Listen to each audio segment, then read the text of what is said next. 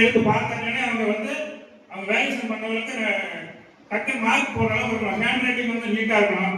அடித்தல் இல்லாமல் மெயினாக எழுதுங்க. எக்ஸாம் எழுதுறது ஃபர்ஸ்ட் உங்களுக்கு தெரிஞ்ச கொஸ்டினா ஃபர்ஸ்ட் எழுதுங்க. அதுக்கு தெரியாத கொஸ்டினை கொஞ்சம் யோசனை பண்ணி எழுதுங்க. டைமை கீப் பண்ணணும். ஏன்னா நீட்டாக இருந்ததுன்னா அதாவது 10க்கு 6 மார்க் போடுறதோ 8 மார்க் போடுவாங்க. அதான் அந்த சூப்பர் வேல்யூஷனோட இது. அதனால நீட்டாக அடித்தல் இல்லாமல் எழுதணும். அதுவும் நல்லா படிக்க இப்போ +1 +2 அதாவது 10th இருந்தே இப்போ அரசு தேர்வு ஆகிட்டாங்க. +2 முடிஞ்ச உடனே நீங்கள் நல்ல மார்க் எடுக்கிறது உங்களுக்கு கவர்மெண்ட் காலேஜ் நல்ல ஃபர்ஸ்ட் சூப்பர் மெரிட்ல எங்க பக்கத்துல வெங்கடேஸ்வரா காலேஜ் இருக்கு. நமக்கு கவுன்சிலிங்லேயே கூட கிடைக்கிறதுக்கு வாய்ப்பு இருக்கு.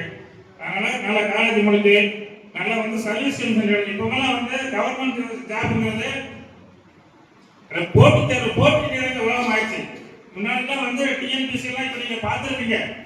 டிஎன்பிசி குரூப் 5000 வேக்கன்னா 12 லட்சம் பேர் அப்ளிகேஷன் போடுறாங்க.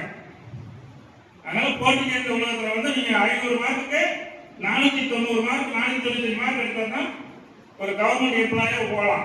அப்படி இல்லைனாலும் கவர்மெண்ட் வேலை தான் கிடைக்கணும் அவசியம் கிடையாது. இப்போ பிசினஸ் மேன் எவ்வளோ பெரிய பெரிய டாப்லாம் இருக்காங்க. அதனால நம்ம அவன் மார்க் குறைய எடுத்தான் கூட எடுத்தான்னு எந்த ஒரு ஃபீலிங்கும் இருக்கக்கூடாது.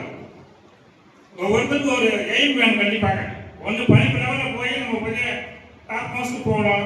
பிசினஸ் லெவலுக்கு படிப்பு கண்டிப்பாக வேணும். படிப்பு இல்லாமல் எதுவுமே பண்ண முடியாது. அதனால நம்ம இந்த சுத்த வட்டாரத்தில் நல்ல குறைந்த கல்வி கட்டத்தில் நிறைந்த தரத்தோட நம்ம எஸ்ஆர்எம்எஸ் நமக்கு மிகப்பெரிய எனவே மாணவர்களாக நீங்கள் நல்ல முறையில் தேர்வு எழுதி சிந்தனை எஸ்ஆர்எம்எஸ் பள்ளிக்கூடத்துக்கும் பெற்றோருக்கும் நாட்டுக்கும் பெருமை தெரிவித்த என்ற வார்த்தை விளைவுகிறேன். நன்றி.